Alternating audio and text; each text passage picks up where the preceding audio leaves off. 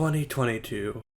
I think this was a pretty good year for movies, though there are some I haven't seen yet, like The Northman, After Sun, or Top Gun Maverick, and I think 2021 is the better year so far since I think I know now why I have no life, but I saw some great stuff this year. But before that, let's talk about some honorable mentions. You are not good enough for my daughter, and I don't want you around her. Del Toro's Pinocchio was a breath of fresh air for stop motion, and probably the best adaptation of the Pinocchio story, though it needed better songs. The Batman was a great Batman movie. It had some pacing problems, some moments felt too slow, and the Penguin wasn't really all that necessary, but damn, the movie is still great. Death on the Nile was such a fun watch, and a compelling mystery to learn. Surprised to learn that Kenneth Branagh directed this. Turning Red, some of this is a little relatable for the teenage aspect, but some of the jokes don't really work for me, and the mom character is a character I don't like at all. Still a great watch and better than Lightyear. The Bob's Burgers movie was a fun watch, though the parts where it focused on Bob were the least interesting, and there were only 4 musical numbers, which is weird since it was advertised as a musical adventure. Tar was a good movie, though it didn't really touch me until the last 20 minutes. Before then I was like, this is good, but it's not really all that gripping, though it is the best 7 out of 10 movie of 2022. Matilda the Musical was a pretty good adaptation of the movie and the book. The Lost City was just a fun action movie that was better than Uncharted in almost every way. Better Nate Than Ever was your typical Disney Channel movie, though I love musicals and it's about musical theater, so I liked it. Anyway, on to number 10. Sonic Adventure 2, bitch! Sonic Adventure 2! What can I say? I am completely biased. Anyway, yeah, Sonic the Hedgehog 2 is such a fun time. I've come to like what they did with these characters. Bro, Knuckles is like the best part of the movie. He's intimidating, funny, and fits well with the plot. Eggman is just as funny as ever. Sonic is as lovable as he's always been. The action scenes are so well choreographed that the temple fight had me fucking freaking out in the theater. I do have problems with this movie. It's that Tails isn't really all that great. He never goes through character development and grows into his own. Some humor is cringe, and while I don't hate the wedding scene, it is a tonal problem to go from Eggman is back to Tom at a wedding, but I don't really care. This movie rocks, and I will watch it over and over again. Domino is not just a cat, she's the alpha and omega. What can I say about Everything Everywhere All at Once that hasn't been said? This is one of the most highly rated films of not only 2022, but of the decade, and I can see why. This movie is so creative. One moment you could be in the regular universe, 1 minute later you could be in a universe where she is a chef, where fingers are really long, they do everything with their feet, etc. It's so creative. The fight scenes are so well choreographed. I wish this was real life because I would be in the front row seat to see this shit. The casting was amazing, and I really like these characters, and oh my god, this film is hilarious in so many ways. But there are problems. Some scenes felt like they went on for too long, like the tax office scene. The gags can cause tonal problems, like one moment in the final fight that I am not gonna spoil. But man, that climax is one of the best things I have ever seen in my life. In short, I really like this movie, but it has its problems. Also, Academy, nominate this over that stupid blonde movie. You suck, you jackass! I never really go out of my way to watch comedies. I mostly hear what friends are watching and say I might want to watch that. And most of my comedy comes from dumb YouTube videos, but fuck it, Jackass Forever is hilarious. This is one of the most bonkers things I have ever seen. Every stunt in this movie made me laugh so hard that it might be one of the funniest things I have ever seen. The only stunt that grossed me out was the spider one, and I am not going to put that on this video because the idea of putting that in this video sent shivers down my spine. You get a sense that the crew enjoys doing these stunts even though they are jackasses. But overall, I had a great time, and I'm pretty sure I will check this out later in the year.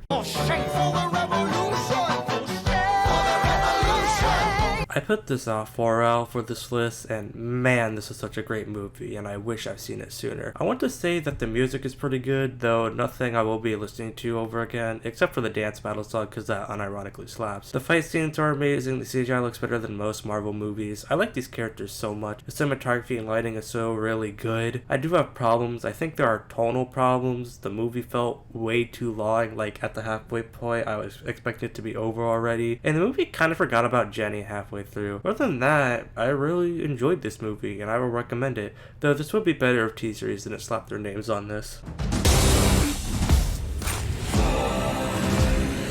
Oh my god, this movie was so fucking cool. I love the TMNT, but of the shows I've seen, I consider Rise to be the weakest of them. But man, this movie was amazing. This is probably the second funniest movie of the year. There are so many moments that had me dying. Leo gets so much needed character development. Casey is amazing in this version of the TMNT. It works as a finale to Rise in general. The animation is stellar. I mean, look at these shots.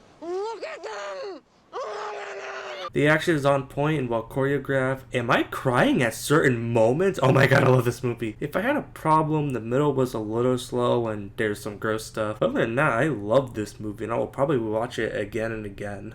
Holy shit, you fucking killed her, dude! I haven't seen the original Knives Out, so I don't know what it's like, but man, Glass Onion was amazing. The first 20 minutes were a little slow, but man, that's all I have to say that was negative. The cast is perfect. Daniel Craig is so amazing, y'all, I don't know what to say. Learning about these characters before and after the flashbacks were interesting. Helen was the best character in the entire movie, don't at me. The mystery was intriguing, and the ending was very satisfying. Overall, this made me want to see the first Knives Out, and until then, I am glad I saw this movie, and I highly recommend it. Not much to say. What don't women understand about men? Cheeseburgers. I am not really into horror movies or thrillers. I get scared too easily. I'm prone to nightmares, and I think they aren't that creative in this day and age. But fuck it, the menu is amazing. The acting feels believable. Dude, Ralph Fiennes can do no wrong. He played Ramses in The Prince of Egypt. You know he's amazing if he's already done that, and he's great in this movie. There are some bad people in this, and Tyler deserved what he got. Also, the food looks so good. Like, I could find this shit in an actual fancy restaurant. Though, I probably won't be staying for dessert, if you know what I mean. Great dark satire of the pretentious experimental food crowds and chefs. It is excellently paced. I wish that we learned a bit more about these other customers aside from Tyler and Anya Taylor-Joy. It's called a comedy, yet it wasn't really funny, and some scenes did make me feel sick to the stomach. But other than that, I love this movie. I haven't stopped thinking about it, and will be recommending it to everyone I see and rewatching it over and over again. Intergalactic is a movie I will never forget. This movie is one I was never expecting till I saw it getting some buzz on Letterboxd and decided to check it out, and I don't regret it at all. Jabari and Meadow have great chemistry together, and it's super cute to see them hanging out. In fact, all the characters I remember, Carmen, Jabari's friends, Meadow friends, are all memorable for all the right reasons. The animation has some Spider-Verse influence with the art style, color palette, frame drops, everything. If I were to have any problems with the movie, is that it does the misunderstanding trope, and the more this trope happens, the more I want it to die. But that's about it. I love this movie and I highly recommend it. I also recommend a friend Olivia Mendel's video on Intergalactic. It's a good watch and goes into the movie more than I want to. No! No! No! No! 1,000 times no! I love Jordan Peele's Us.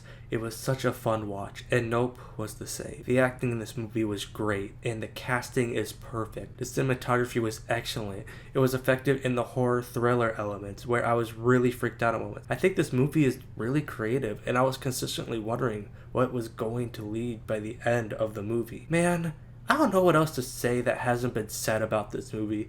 You know it's amazing. Everyone knows it's amazing. And it's probably the best movie of 2022, but it's only number 2, so what would I think is better? You? Like I did in Santa Coloma? Really? Santa Coloma? Si, Santa Coloma! Oh my god, what a masterpiece. This is my favorite movie of 2022 and one of my new favorite movies of all time. And see, here's the thing.